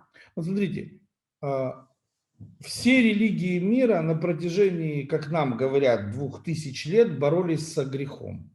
So allegedly, as people think, all main religions in the world have been fighting against the sin in the course of 2000 years, allegedly. Побороли? Did they, did they succeed in their fight against the sin? Нет. No, they didn't. Наши правоохранительные органы борются с преступностью. Побороли? The same thing with our law enforcement agencies. They're fighting against the criminalization. Are they successful in this? Нет. No, they're not. То есть, когда что-то не работает, это надо менять. So every time when something is not functional, it has to be replaced by what is functional. Это очень просто. It is very simple. То есть нужна другая конфигурация спецслужб. It's all about having a different configuration of special intelligence services. То есть пока мы не поменяем те конфигурации спецслужб, которые сегодня существуют, толку в борьбе с преступностью не будет никакой. Unless the configuration of the current special intelligence services are changed, there will be no really effect in fighting organized crime or any crime for that matter. Вот давайте посмотрим объективно на вещи. Let's take an objective look at the factual state of affairs. Как все говорят, самая ужасная страна в мире, которая когда-либо существовала, это СССР. As historically, it's believed that the most real horrible country that ever existed is USSR. Это жуткое, мерзкое, деспотичное, ужасное государство, слава богу, которого больше нет. A horrible, despotic, nasty state, which thank God doesn't exist anymore. Но обратите внимание, However, please pay attention. это единственная страна в мире, которая победила преступность. That it was an only state worldwide that was able to effectively combat crime. В Советском Союзе было 92% раскрываемости преступлений. Back in USSR, they had 92% of resolving or finding out who is the criminal. И никто права граждан не нарушал. And meanwhile, by doing so, nobody did violate citizens' rights. То есть, если был обыкновенный гражданин, который на завод, на работу ходил, никому не нужно было еще чуть-чуть знать об этом гражданине и еще чуть-чуть законов для спецслужб увеличить, чтобы они еще чуть-чуть знали про этого гражданина.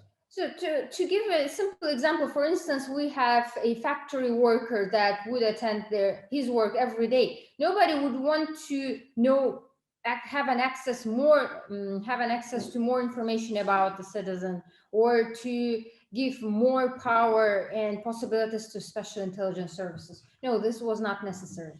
Вот обратите внимание, в свое время слушал интервью одного из бывших директоров разведки Израиля. Recently, I have listened to an interview of former special intelligence services of Israel. И он сказал, когда журналист ему задал вопрос, чего им не хватает, он удивился от вопроса, как бы. And when this former officer of Israeli service was asked by a journalist, what else you are lacking, what you do not have, he was very surprised at the question itself. Он сказал, да в законе все написано. He said, well, everything is already outlined in the legal system. Когда можно проводить те мероприятия, когда можно проводить эти мероприятия, когда можно прослушивать телефон, когда можно... Все в законе написано, и выходить за рамки закона нельзя. He said that everything is already clearly stated when you are allowed to conduct this or those activities, when it's possible to listen to the phones. I mean, every act has its own place, and you cannot trespass the law. Я знаю как бы эту идею, когда спецслужбы, которые не умеют работать, сетуют на то, что у них связаны законом руки, поэтому они не могут побороть преступность. And I mean, I have heard many times the situations or the opinions when special intelligence services say that, well, we do not have enough of freedom to do this or that, and that is why we are not that effective in combating the crime. Обратите внимание, Советский Союз победил преступность только потому, что там отношение к правоохранительным органам было такое, что любой гражданин этого государства активно сотрудничал с правоохранительными органами, начиная от шерифа участкового и заканчивая уголовным розыском, понимаете? И по собственной воле, без принуждения. The reason USSR was so successful in combating a crime is because the way people treated law enforcement agency representatives was very different than what is happening today. People, every citizen was interested in cooperating with law enforcement agencies. Without forcing them. I mean, they had maybe a huge respect, if I may say so. So basically on every level, starting from a local representative, which in the US probably would be called a sheriff, and up to the highest ranks of the law enforcement agency. То есть уважение у своего народа правоохранительные органы должны заслужить. And the point is that law enforcement agencies, they have to earn the respect of citizens. То есть и пришли туда для того, чтобы этот народ защищать. Because in the first place, they are on their positions in order to protect the nation. а не для того, чтобы использовать свое служебное положение для собственного обогащения и обогащения криминальных структур. And not to misuse their power for their self-interest, make themselves richer, and be cooperative with organized crime. Wторое. Number 2 bullet point. Для того, чтобы победить преступность, нужно быть сильнее преступности. In order to combat the crime, one has to be more powerful than crime itself. Сегодня организованная преступность организованнее и сильнее любого государства. However, the factual state of affairs is as follows. Today, the organized crime is way more organized and way more powerful than people who are trying to battle with it. И все потому, что политики этого государства крайне заинтересованы в сотрудничестве с этой организованной преступностью. And the reason why governments are weaker, if we may say, less organized than organized crime, is only because the politicians of this or that state are interested in working together with organized crime. И пока мы не введем ответственность президента, премьер-министра, уголовную ответственность за ту деятельность, которую они осуществляли в время своего президентства или пребывания в должности, пока президенты стран и президенты институтов государственных не начнут садиться на скамью подсудимых за сотрудничество с криминальными структурами публично, толку никакого не будет. And unless the leaders of the nations, the presidents and people that are leading governmental institutions, if they are not held accountable, in front of the law publicly for their criminal acts or for their acts of cooperating with organized crime, if they are not really have the charges, then this is not going to stop. Пока правоохранительные органы будут зависимы от государства, тоже толку никакого не будет. The same thing applies to if the law enforcement agencies are completely dependent on the state, it is also not going to bear any fruits. Что толку говорить о существовании любой конфигурации спецслужб, когда приходит преступник-президент, ставит преступника премьер-министра и расставляет всех своих людей во все правоохранительные органы? О какой борьбе с преступностью вообще может идти речь? So what is the point of talking about changing the configuration of special intelligence services, or what is the point of combating the organized crime or crime in general when there is a president who is elected, is a criminal, who appoints a prime minister who is like somebody, who would later on appoint the relatives to the law enforcement agents? There's no even point of talking against combating if things are like this. То есть пока политики европейских государств и Соединенных Штатов Америки не начнут садиться за скамью подсудимых, толку никакого не будет. So unless the leaders of the European nations, of the US, unless they are brought before the law, before the court for things they do, things are not going to change. И последнее. Дело в том, что любые изменения, они должны проводиться быстро и радикально, а не десятки тысяч лет. And the last bullet point that I would like to mention, that any changes that are introduced should be done radically fast and very straightforwardly, very strictly, and not prolong them for 10,000 of years and make them very soft and mild transitions. То есть, почему организованная преступность, она сильнее и умнее, чем все вокруг? So what are the characteristics that make organized crime more organized, more smarter than everybody else? Потому что она очень быстрая и мобильна. The main characteristics is because it's very fast and it can adjust real quick. Любой государственной структуре, чтобы что-то сделать, ей нужно посоветоваться с 50 политиками. In contrast to this, for any governmental structure, in order to take a decision, it takes really a long time until they negotiate with 50 other people and come to a decision. А, простите, если это касается оргпреступности, то это все в секунды происходит. In contrast to that, with organized crime, everything happens in seconds. Это военная структура, то есть не получился этот канал доставки наркотиков, проанализировали ошибку, как бы нашли другой и погнали, как бы, и все. So they act just like a military structure. To give a simple example, if they failed in one route of delivering the narcotics, okay, they find out another way, they analyze their mistake and change their tactics right away. И обратите внимание, если президент или какой-то политик что-то совершил, как вы думаете, что ему будет? In contrast to that, if any president or any elected official does something illegal, criminal, we wonder what might happen to him or what will happen to him. То есть Ангела Меркель первая нарушила Шенгенское соглашение в момент начала пандемии. Что из этого было? Here's an example. The Chancellor of Germany did violate the Schengen law in the beginning of the pandemic. Did she bear any consequences for that act? Ничего. No, nothing. Она вводит комендантский час в Германии. Что из этого будет?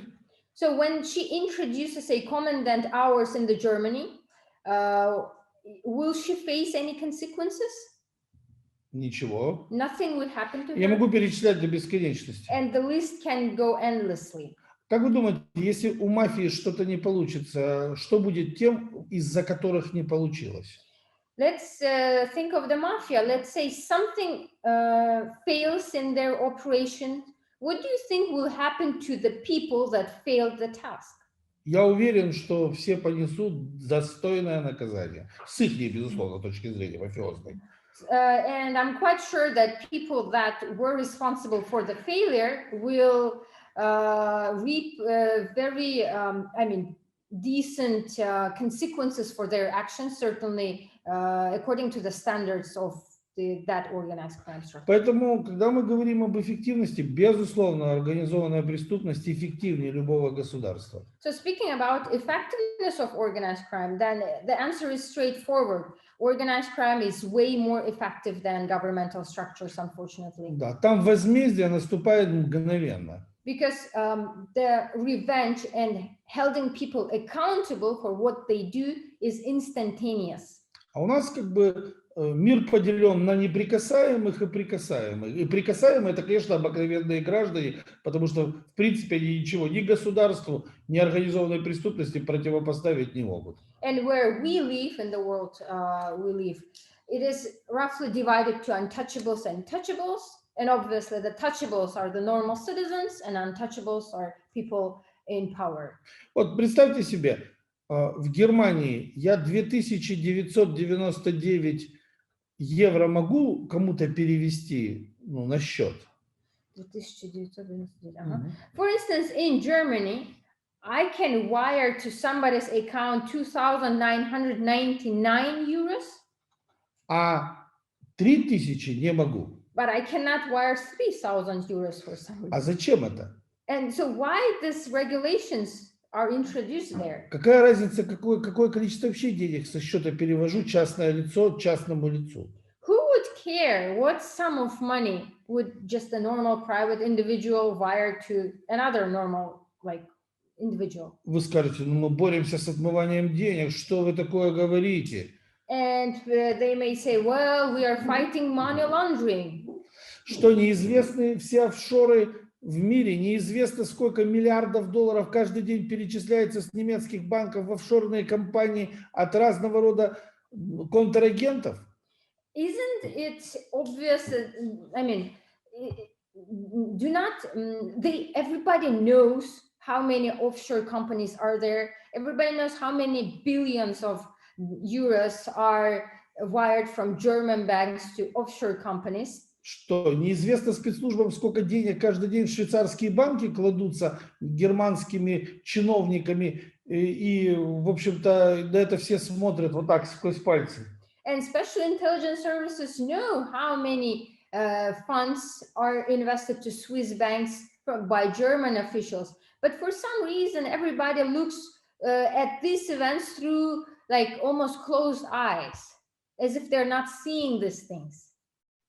Когда-то, я не помню, лет 6 назад было уголовное дело, когда 30 чиновников привлекли к уголовной ответственности в Германии за то, что их суммы там на счетах стали превышать там какую-то безумную сумму миллионов долларов, и швейцарские банки сами сообщили немецкому правительству об этом, что их чиновники кладут вот такие суммы денег, и посадили 30 человек. Это ничтожно мало. Ну, как бы это просто, ну, вот случай такой произошел. А спецслужбы Германии при этом сидели, смотрели, как эти деньги спокойно отвозятся в швейцарские банки и кладутся. И поэтому обязательно гражданина, любого гражданина Евросоюза, нужно ограничить 2999 евро, чтобы они, не дай бог, друг другу не перечислили. And so about 5 or 6 years ago, there was a case when 30 elected officials in Germany were brought to court and imprisoned because the Swiss bank itself reported to German government that bank accounts of these elected officials have huge sums of money, which like trespasses a certain threshold. But this was an only case. I mean, and it's a small, tiny case when we look at the global things, what things are happening. And certainly the special intelligence services knew what the elected officials are already doing. However, when in today's world, of course, they should limit the rights of European citizens by limiting normal citizens and make them wire 2,999 euros. Обратите внимание, кто никогда не сталкивался с итальянским правосудием? Did anybody ever faced Italian law system, legal system? А там вообще никто никуда не спешит. And in that, if we're speaking about them, nobody is in a rush. Everything is done very slowly. Шли годы. It's been like years and years. Да, то есть как в такой стране не может быть мафии? And if with such speeds, like real slow speeds, of course there will be mafia. Там любого мафиози могут судить до того момента, пока он умрет. Because like in Italy, roughly speaking, they can have the courts and trials with the mafiosi for years until he dies. Да, и он будет находиться на свободе и дальше продолжать заниматься тем, чем он занимается. And meanwhile, they're trying to come up with the decision and the sentence that criminal, he would be in the freedom and successfully continuing his daily activities. То есть, когда стоит вопрос, какие прогнозы, ну, как бы ничего не поменяется. And so when answering the question of the panel, when we speak about the prognosis for 2021, unfortunately, nothing is going to change unless those things that I've spoken in the beginning would be integrated. То есть, вариант один, то, что не работает, надо менять. Менять, как написано еще в 1860 году в этой работе по криминологии. Я уверен, таких работ написано достаточно, только на них никто не обращает как бы внимания. So there's only one option that might make drastic changes in the current situation is to replace things that are not functional with things that really work. And it has been already written in 1860 criminology book, and I'm quite sure there are more sources like this that were written way back ago. It's just nobody really pays attention to them. И деятельность правоохранительных органов в государстве оценивается не потому, сколько людей они задушили публично под видеокамеры в год или застрелили на глазах изумленной публики, а по эффективности пресечения преступной деятельности. И я хочу, чтобы это было совершенно четко, не нарушая права граждан.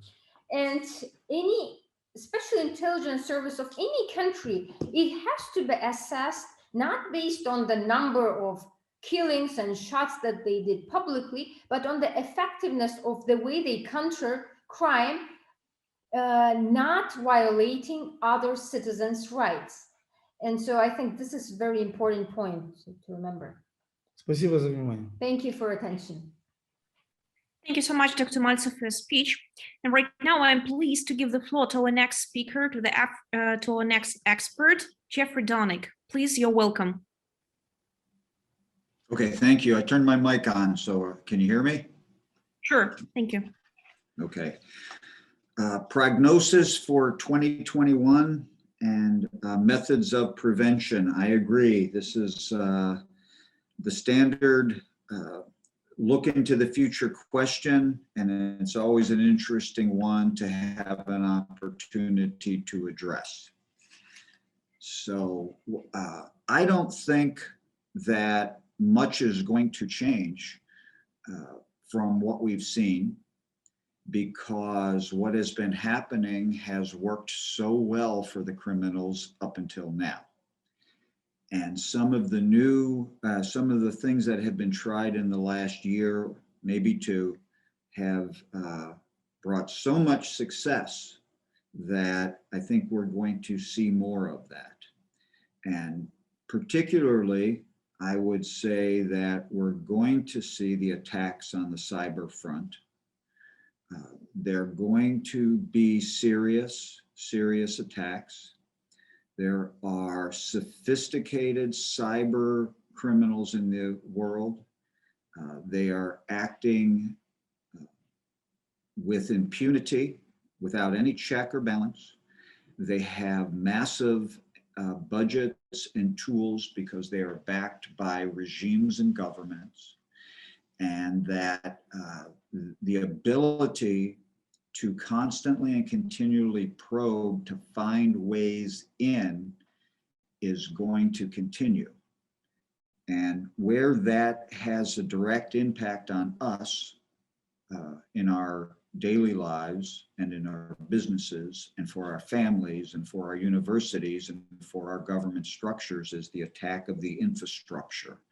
The infrastructure being the banking systems, our military systems, our hospital systems, our electrical grid systems.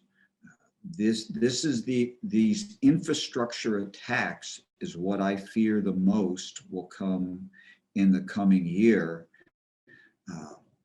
basically foreshadowed by the two hacks that I brought up earlier, both the SolarWinds hack and the Microsoft hack. So SolarWinds is a company. Their stock is traded on one of the United States' largest large stock exchange companies. And there will be accountability for them. But you have a company like Microsoft, who we can talk about government actors not being held accountable. That's certainly true, and I'm in agreement with the group on this. But we have companies that aren't held accountable properly. And Microsoft continues to be hacked and hacked and hacked to the great devastation of many of its customers and clients. And there is no accountability for them that I ever see occur. But the Microsoft hack and the SolarWinds hack of this past year, this past 6 months, is what I fear going forward into 2021.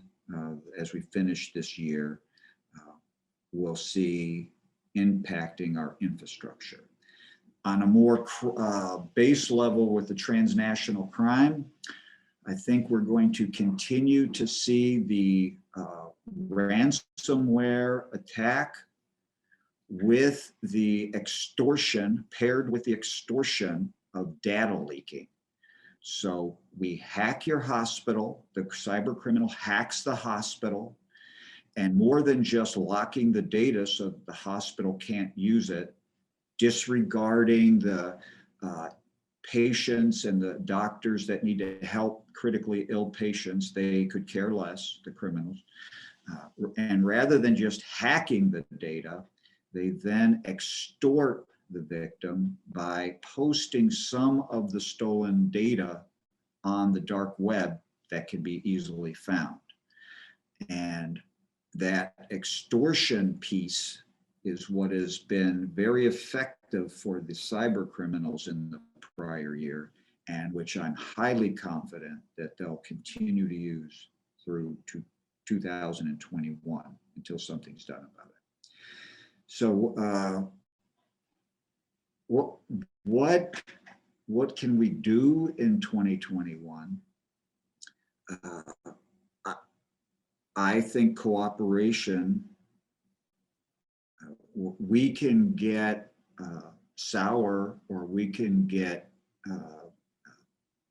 frustrated with trying to cooperate and it not working out, but we have to continue to try to cooperate. So certainly events and exchanges like this, commitment to people that are on this panel and other panels, and academics and citizens need to hold the people accountable who are in these organizations, even if it doesn't appear to be effective, to continue to advocate and continue to argue that they need to cooperate, and they need to exchange information, and they need to take a larger global perspective of securing us and securing our data and securing our infrastructure from these attacks. The other thing we could do is we have, I know it's around the world, but in the United States, we have all these certificates and degrees you can get in cybersecurity. So you can get a highly specialized certificate in penetration testing. And many different disciplines have these intense courses of study, hands-on training, experience, and then certification. And I'm glad we have them, but something is not working. Something. We continue to be, it seems to me, if you zoom out a little bit and look at the problem, it seems like we are children in a very dangerous neighborhood, and we are just sitting prey for the bad guys. It's not even close.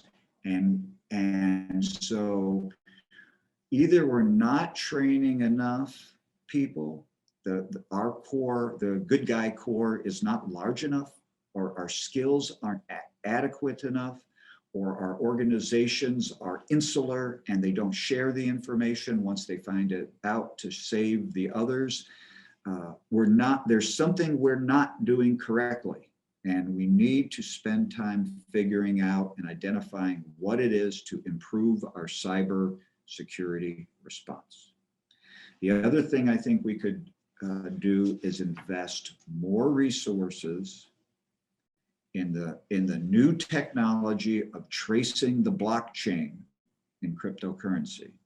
So when you trade cryptocurrency, there's an electronic footprint of that is key to figuring out that the cryptocurrency is a legitimate transaction. And our government has made some strides in unwinding the cryptocurrency puzzle from the blockchain, being able to trace blockchain transactions through to what we call in the United States exfil, or exfiltration of the cryptocurrency into the fiat currency of whatever country the criminal is in. So if it was in the United States, converting the cryptocurrency, the Bitcoin, to US dollars. So that technology of tracing it to the exfil, and then the exfiltration is where the regulators are very strong. There is where they know their customer. There is where they know who took the money out, and that's where you can start tracing. So more investigation, more resources, more training, more academic study need to be done with the blockchain tracing technology that's out there. And I think that those areas are pretty wide sweeping and comprehensive, and are a lot to tackle in the coming year. But I really feel that those are the key issues related to the question. Thanks. Thank you so much for your speech. Thank you. And right now, let me please give the floor to our next expert, James Finkenauer. You're welcome, Professor. Please turn on your mic.